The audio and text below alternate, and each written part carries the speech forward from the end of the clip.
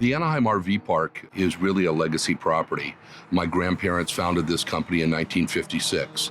It was formed as a mobile home park or community really here in Anaheim in 56, the year after Disneyland opened. Over the years, it has morphed into an RV park. The property has grown, developed, changed even more, and it's doing phenomenally. I think for me, it's been the communion with the Holy Spirit, listening, being more attuned to what the Holy Spirit has to tell me.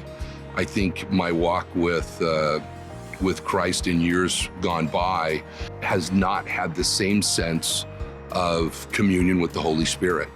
While I've always known the Holy Spirit abides in me, I've never had that solid connection where I prayed, I looked at circumstances, and I waited to hear from the Holy Spirit before really acting.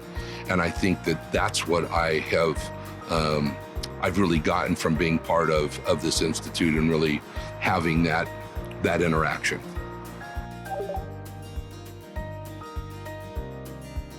Over the past, 4 years, probably the biggest one would be that we own a piece of real estate in North Anaheim, and it's leased to a church. And my experience has been that dealing with the church entity has been difficult. It's been difficult for me internally because I've wanted to do what I think God would want me to do as it relates to that business. And sometimes that's not been in line with good business practice. And so praying, being surrounded by those who have been in prayer with me, getting godly counsel, has led us through the circumstance of renewing that lease, even when I was absolutely certain that I wanted to sell that property. The Holy Spirit intervened, the Holy Spirit changed my heart, and we are now in a new 3-year lease, which I swore I'd never be in.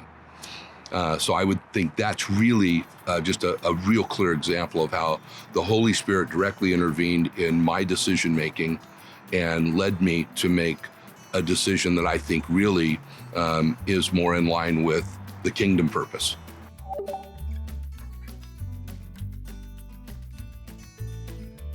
I think being in tune with the Holy Spirit has allowed me to view my relationship with Christ in a more intimate way, realizing that the two are one. And when I'm really in tune and listening to what the Holy Spirit has to say, I feel like I'm closer to Jesus. And I think that's been a real revelation in my life. I think if you take a look at the mission statement of the Institute and see that its purpose is to build an army, you can't do that without recruiting. You can't be a good recruiter unless you have yourself enlisted into the Institute. So for me, I think that every CEO who understands that building the kingdom is really what it's about should jump on board, be a part of this Institute, enlist, be all in, and then you will be able to recruit. And in the end, that will be what God's kingdom needs.